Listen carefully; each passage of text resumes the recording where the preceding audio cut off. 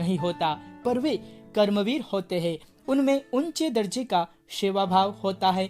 वास्तव में ऐसे सेवा भाव वाले कर्मवीर ही सच्चे हीरे हैं। सच्चा हीरा उसी व्यक्ति को कहा जा सकता है जो अपने ज्ञान और गुण को आचरण में लाता है। तो दोस्तों, सबसे पहले देखते हैं अभ्यास। पहला प्रश्न, निम्नलिखित प्रश्नों के मौखिक उत्तर दीजिए। देखते हैं दोस्तों, 1 नंबर, चौथी स्त्री का बेटा सचमुच हीरा था, क्यों? उत्तर देखेंगे दोस्तों। चौथी स्त्री का बेटा बहुत ही सीधा साधा और सरल स्वभाव का था। सिर पर पानी से भरा घड़ा उठाए ला रही माँ को उसने अनदेखा नहीं किया। वह माँ के पास गया और घड़े को उसके सिर से उतारकर अपने सिर पर रख लिया। घड़ा लेकर वह घर की तरफ चल पड़ा। इस तरह अपनी माँ के प्रति सच्चा सेवा भाव दिखाकर उसने खुद को सच्चा हीरा साबित कर दिया। आगे देखेंगे दोस्तों दूसरे प्रश्न की ओर। प्रश्न 2, अपने घर में आप माता पिता को कौन कौन से काम में मदद करते हैं? तो दोस्तों, आप भी कमेंट में लिखिए कि आप अपने माता पिता को घर में कौन कौन से काम में मदद करते हैं। देखते उत्तर। मैं माँ के कहने पर बाजार से चीजें खरीद लाता हूँ। इन चीजों में शाक, सब्जी, दवाएं, फल तथा अन्य वस्तुएं होती हैं। घर की साफ सफाई में भी माँ की मदद करता हूँ। पिताजी के लिखे पत्र डाक खाने की पत्र पेटी में डाल आता हूँ। धोबी के यहाँ से उनके कपड़े ले आता हूँ। उनके कहने के अनुसार खाने पीने की चीजें लाता हूँ। इस प्रकार घर में मैं अनेक कामों में अपने माता पिता की मदद करता हूँ। तो दोस्तों, आपको अपने कामों यहाँ लिखने हैं। आगे देखेंगे दोस्तों तीसरा प्रश्न, आदमी सच्चा हीरा कैसे बन सकता है? देखते दोस्तों उत्तर। आदमी में ज्ञान गुण होना अच्छी बात है, उसका वीर होना भी प्रशंसनीय है, लेकिन यदि उसका ज्ञान आचरण में नहीं उतरता तो वह व्यर्थ है। कोरा ज्ञान किसी के उपयोग में नहीं आता। अपने ज्ञान और गुण को कर्म में उतार कर ही उन्हें सफल बनाया जा सकता है। इस प्रकार कर्म करके बड़ों की सेवा और जरूरतमंदों की मदद करके ही आदमी सच्चा हीरा बन सकता है। आगे देखेंगे दोस्तों नए प्रश्न की ओर। प्रश्न 2, निम्नलिखित शब्दों के बाद में तुरंत आने वाले शब्द का अर्थ शब्दकोश में से ढूंढकर लिखिए। तो हमें दोस्तों शब्दकोश का जो उपयोग करना है और उनमें से जो शब्द हैं उनके बाद में जो शब्द आने वाला है उनका शब्द लिखना है और उनका अर्थ लिखना है। तो देखेंगे दोस्तों, शब्द है बबोती और तुरंत आने वाला शब्द है बप्पा और जिसका अर्थ है पिता। 2 नंबर, व्यथा, तुरंत आने वाला शब्द है व्यथातुर और अर्थ है पीड़ित। 3 नंबर, नियति, तुरंत आने वाला शब्द होगा नियंत्रेंद्रिय और अर्थ है जितेंद्रिय। 4 नंबर, प्रतिभा, तुरंत आने वाला शब्द होगा प्रतिभाग और शब्द का अर्थ है उत्पादन कर। आगे देखेंगे शौर्य और तुरंत आने वाला शब्द होगा शौलक और अर्थ है शुल्क संबंधी। आगे देखेंगे दोस्तों शब्द है रुचि और तुरंत आने वाला शब्द होगा रुचित, अर्थ है मनचाहा। 7 नंबर दोस्तों, बांटना, तुरंत आने वाला शब्द होगा बांटा और अर्थ है हिस्सा। 8 नंबर, क्षमा, तुरंत आने वाला शब्द क्षमालु और अर्थ है क्षमा करने वाला। 9 नंबर, शब्द है उद्यान, तुरंत आने वाला शब्द उद्यानिकी, बाग बगीचे में लगाने का काम। आगे देखेंगे दोस्तों अमन और तुरंत आने वाला शब्द होगा अमनस्क और अर्थ है अनुमना। आगे देखेंगे दोस्तों नए प्रश्न की और। प्रश्न 3, कहानी की चर्चा करके छात्रों से लेखन करवाइए। तो दोस्तों देखते हैं कहानी के मुद्दे और उसके आधार पे चर्चा करेंगे। शिक्षक कहता है, राजा बीमार क्यों पड़ा? एक छात्र बोलता है, क्योंकि वह किसी प्रकार का श्रम नहीं करता था। शिक्षक कहता है, वैद्य राजा को स्वस्थ क्यों नहीं कर सका? दूसरा छात्र बोलता है, क्योंकि वह राजा की बीमारी का कारण न जान सका। शिक्षक बोलता है, किसान क्यों सुखी था? तीसरा छात्र कहता है, किसान मेहनत करता था, अपनी मेहनत की रोटी खाता था, इसलिए वह स्वस्थ और सुखी था। आगे देखेंगे दोस्तों सुख का रहस्य यानी कि बीमारी का इलाज। तो कहानी का ये टाइटल होगा। तो कहानी लिखेंगे हम। रामपुर के राजा कुंवर सिंह जी बड़े भाग्यवान थे। उन्हें किसी चीज की कमी नहीं थी, फिर भी एक बार वे बीमार पड़ गए। कई वैद्यों ने उनका इलाज किया, लेकिन कुंवर सिंह जी को कुछ फायदा नहीं हुआ।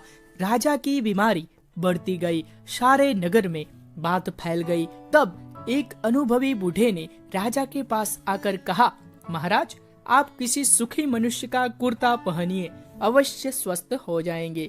आगे देखेंगे दोस्तों कहानी में क्या होता है। बूढ़े की बात सुनकर राजा ने सोचा, इतने इलाज किए हैं तो एक और सही। राजा कुंवर सिंह जी सुखी मनुष्य की खोज में निकले। बहुत तलाश के बाद वे एक खेत में जा पहुँचे। जेठ की धूप में एक किसान अपने काम में लगा हुआ था। राजा ने उससे पूछा, क्यों जी तुम सुखी हो? किसान ने विनय से कहा, ईश्वर की कृपा से मुझे कोई दुख नहीं है। यह सुनकर राजा का अंग अंग पुलकित हो उठा। उस किसान का कुर्ता मांगने के लिए जो ही उन्होंने उसके शरीर की ओर देखा, उन्हें मालूम हुआ कि किसान सिर्फ धोती पहने हुए हैं और उसकी सारी देह पसीने से तर है। आगे देखेंगे दोस्तों। तुरंत राजा समझ गया कि कठिन श्रम करने के कारण ही यह किसान सुखी है। राजा ने आराम चैन छोड़कर परिश्रम करने का संकल्प लिया। थोड़े ही दिनों में राजा की बीमारी दूर हो गई। दोस्तों कहानी की सीख है, श्रम से ही स्वास्थ्य प्राप्त होता है और सच्चा सुख मिलता है। तो दोस्तों आगे देखेंगे नए प्रश्न की ओर। प्रश्न 4, निम्नलिखित अपूर्ण कहानी को अपने शब्दों में यानी कि मौखिक एवं लिखित दोनों में हमें पूर्ण कीजिए। तो हमें दोस्तों ये कहानी को पूर्ण करना है। तो ये कहानी है जो अधूरी है, तो कहानी को पूर्ण करेंगे दोस्तों। पुराने जमाने की बात है, कनकपुर देश के दरबारियों की ख्याति देश विदेश में फैली हुई थी। उनकी बुद्धि की प्रशंसा सुनकर दूसरे देश का दरबारी उनकी परीक्षा लेने के लिए आए। उसके एक हाथ में असली फूलों की माला और दूसरे हाथ में नकली फूलों की माला थी। उसने दरबारियों से कहा, श्रीमान क्या आप हाथ लगाए बिना बता सकेंगे कि इनमें से कौन सी माला असली फूलों की है? सभी दरबारी आश्चर्य में पड़ गए। तो दोस्तों ये कहानी को पूर्ण करेंगे। दोनों मालाएं बिल्कुल समान लग रही थी। विदेश के दरबारी के प्रश्न का उत्तर देना मुश्किल था, पर आखिर एक बुद्धिमान दरबारी खड़ा हुआ। दोस्तों कहानी को पूर्ण करते हैं। उसने कहा, इसमें कौन सी बड़ी बात है? इन दोनों मालाओं को सामने के उद्यान के एक पेड़ की डाल पर लटका दिया जाए। देखेंगे दोस्तों आगे। उस दरबारी की बात मानकर वे मालाएं पेड़ की डाल पर लटका दी गई। उसी समय में भन भन भन करती हुई मधुमक्खियां आई और एक माला पर बैठ गई। दूसरी माला के पास एक भी मक्खी नहीं गई। यह देखकर दरबारी ने कहा, जिस माला पर मधुमक्खियां बैठी वह असली फूलों की माला है, दूसरी नकली फूलों की माला है। उस दरबारी की बुद्धि की सबने प्रशंसा की।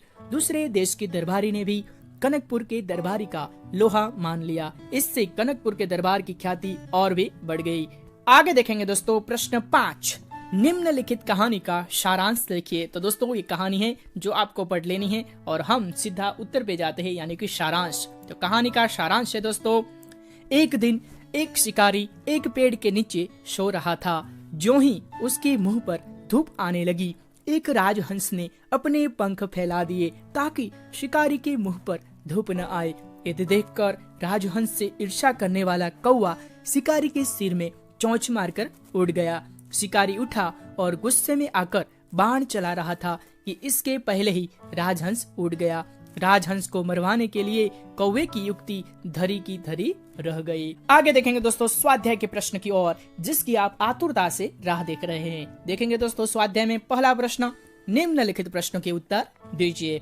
1 नंबर, पहली स्त्री ने अपने बेटे की प्रशंसा कैसे की? देखेंगे दोस्तों उत्तर, पहली स्त्री ने कहा कि मेरा बेटा लाखों में एक है, उसका कंठ बहुत मधुर है, वह बहुत अच्छा गाता है, उसके गीत को सुनकर कोयल और मैना भी चुप हो जाती हैं। लोग बड़े चाव से उसका गीत सुनते हैं। भगवान सबको मेरे जैसा बेटा दे। इस प्रकार पहली स्त्री ने अपने गायक बेटे की प्रशंसा की। दूसरा प्रश्न, दूसरी स्त्री ने अपने बेटे की तारीफ में क्या कहा? देखेंगे दोस्तों उत्तर, दूसरी स्त्री ने अपने बेटे की तारीफ में कहा कि उसकी बराबरी कोई नहीं कर सकता, वह बहुत ही शक्तिशाली है, वह बड़े बड़े बहादुरों को भी पछाड़ देता है, वह आधुनिक युग का भीम है। इस प्रकार दूसरी स्त्री ने अपने बेटे के बल का बखान यानी कि तारीफ किया। आगे देखेंगे दोस्तों तीसरा प्रश्न, तीसरी स्त्री ने अपने बेटे की विशेषता में क्या कहा? तो देखेंगे दोस्तों उत्तर, तीसरी स्त्री ने कहा कि मेरा बेटा साक्षात बृहस्पति का अवतार है, वह जो कुछ पढ़ता है उसे एकदम याद कर लेता है, ऐसा लगता है मानो उसके कंठ में सरस्वती का निवास हो।